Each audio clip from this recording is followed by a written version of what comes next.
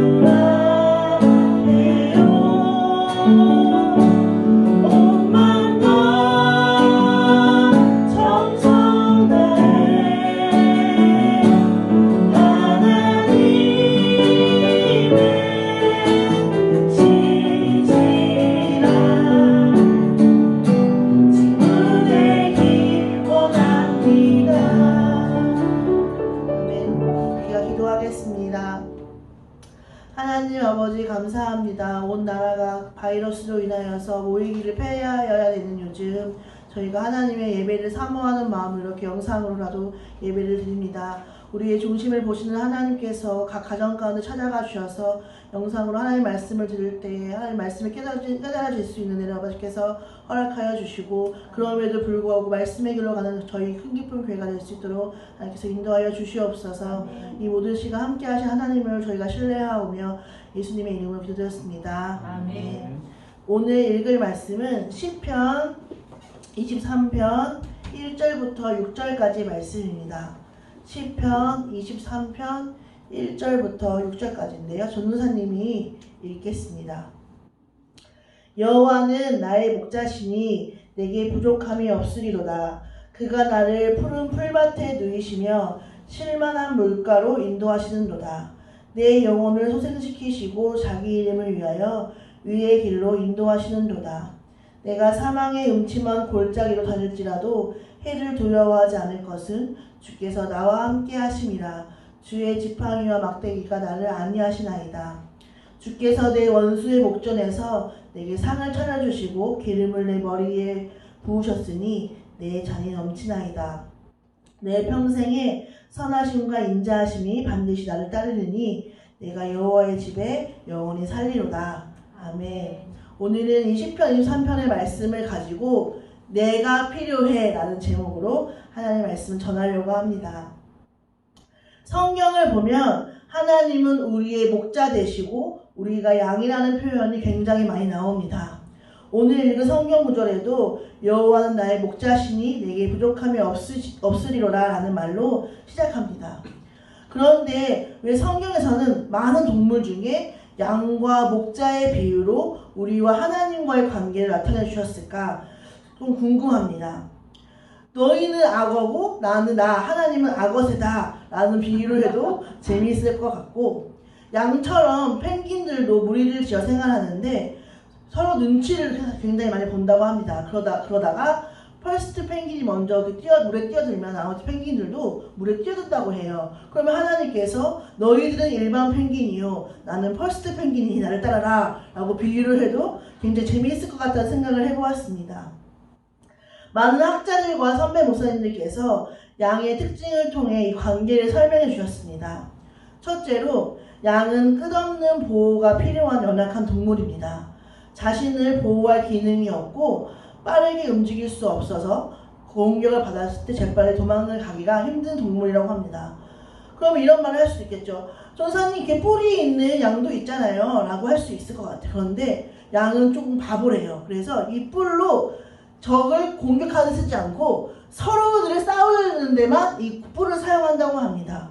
그리고 좀 우픈 모습이죠. 그리고 양은 방향 감각이 매우 나쁩니다.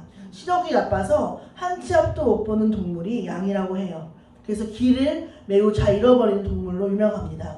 그래서 하나님께서는 성경에 이렇게 말씀하셨어요. 이사야 53장에서 우리는 다 양 같아서 각기 제 길로 갔거늘 여호와께서는 우리 모두의 죄악을 그에게 담당시키셨도다라는 말씀으로 우리 인간들 또한 한 치 앞도 모르고 각자 자기의 길로 가는 방향 감각도 모르면서 길을 잃어버리는 사람들로 보여주셨습니다. 또 양은 고집이 세고 어리석다고 해요. 그래서 양을 키워본 사람들은 다시는 양을 키우지 않는다고 합니다. 너무 고집이 세고 어리석어서요.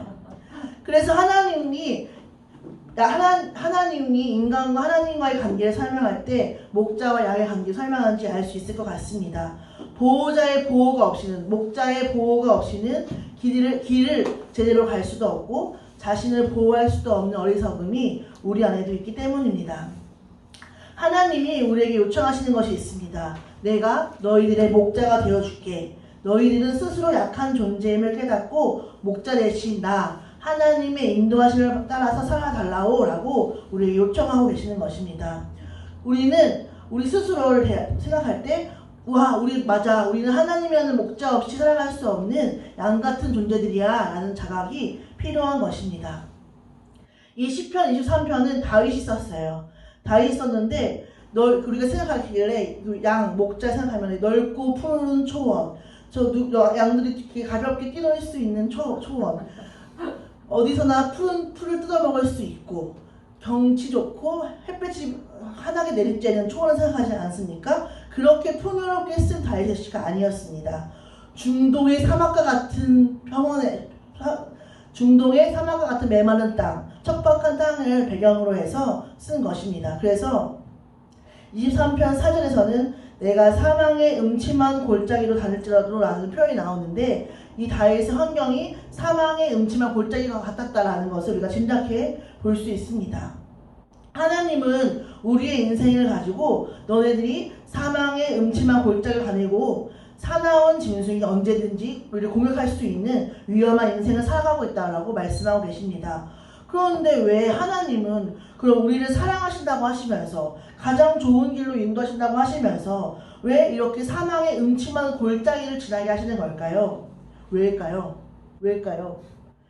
그것은 우리가 목자 없이 살 수 없는 존재로 지음받았다는 것을 가르쳐 주시기 위해서입니다. 사망의 음침한 골짜기를 지날 때 아마 비로소 내게 보호자가 필요하구나, 내게 목자 대신 하나님이 필요하시다는 것을 깨달을 수 있기 때문입니다. 우리가 목자 되신 주님을 내 인생의 보호자로, 내 인생의 주권자로 인정하고 받아들이면은 사망의 음침한 골짜기로 다닐지라도 해를 두려워하지 않을 수 있습니다. 왜냐하면 언제나 주의 지팡이와 막대기가 나를 보호하고 계심을 믿기 때문입니다. 인생에서 어려움을 만났을 때, 위기에 봉착했을 때 넘어지고 무너지고 쓰러지는 사람은 목자 되신 하나님을 바라보지 못하는 사람들입니다. 전도사님은 23장 5절의 말씀을 개인적으로 너무 사랑하는 말씀이에요. 네.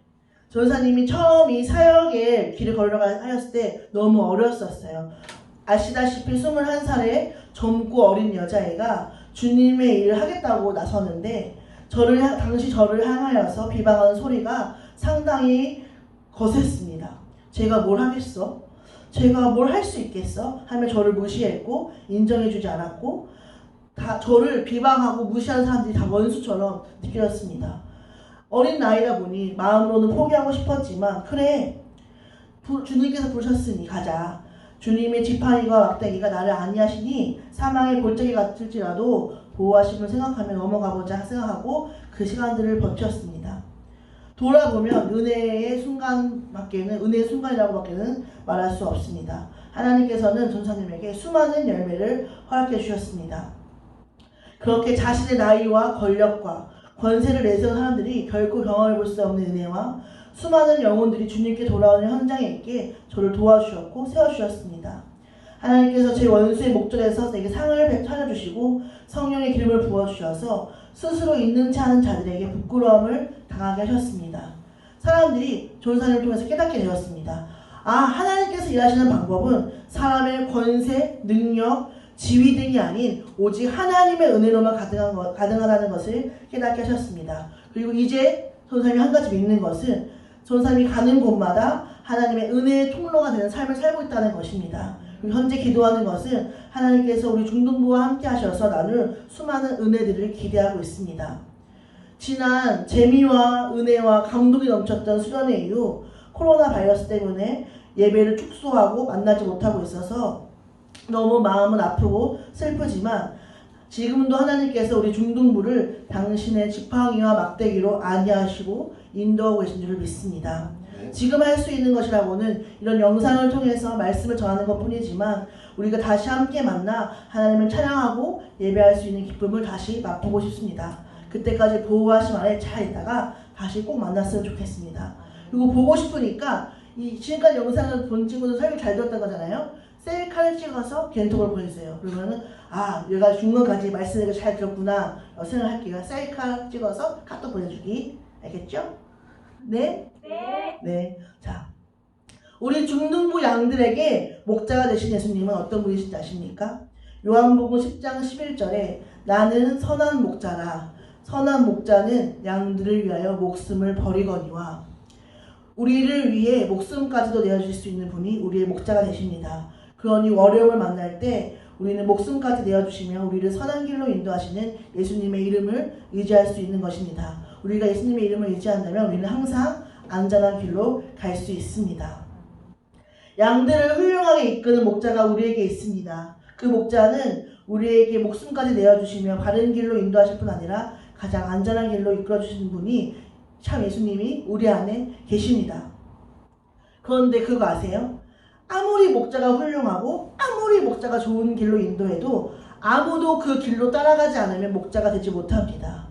그래서 하나님이 우리 친구들을 초청하고 계시는 것입니다. 너가 필요해. 내가 너를 좋은 곳으로 인도해주고 싶어. 내가 너를 가장 안전한 곳으로 인도해주고 싶어. 험한 골짜기를 만났을 때 두려워하지 않을 수 있는 이 믿음의 비밀을 너가 알게 되었으면 좋겠어. 나를 목자로 삼고 나만 따라오렴이라고 하나님께서 지금 우리 친구들을 부르고 계시는 것입니다.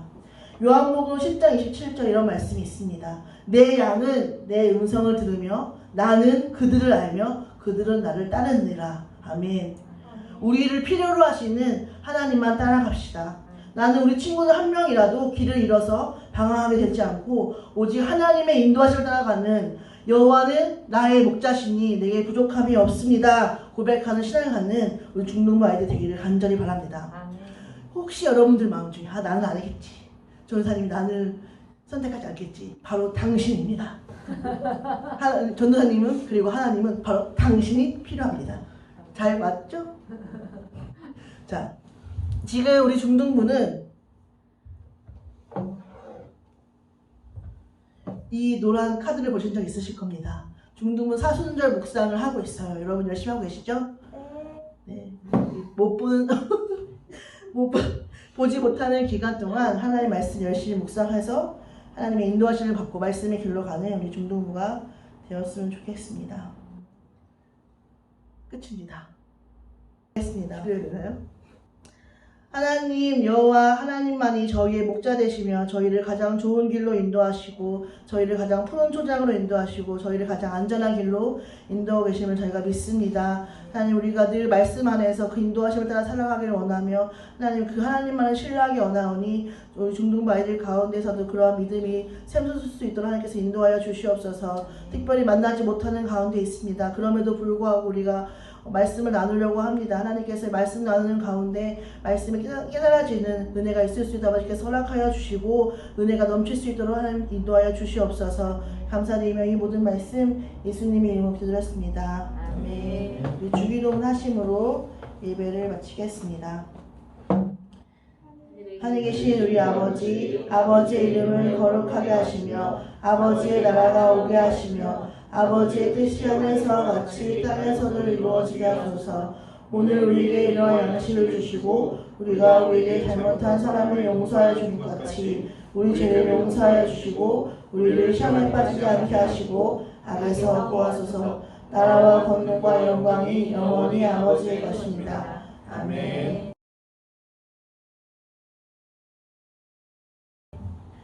설교 끝에 좀 편집 좀 해주세요.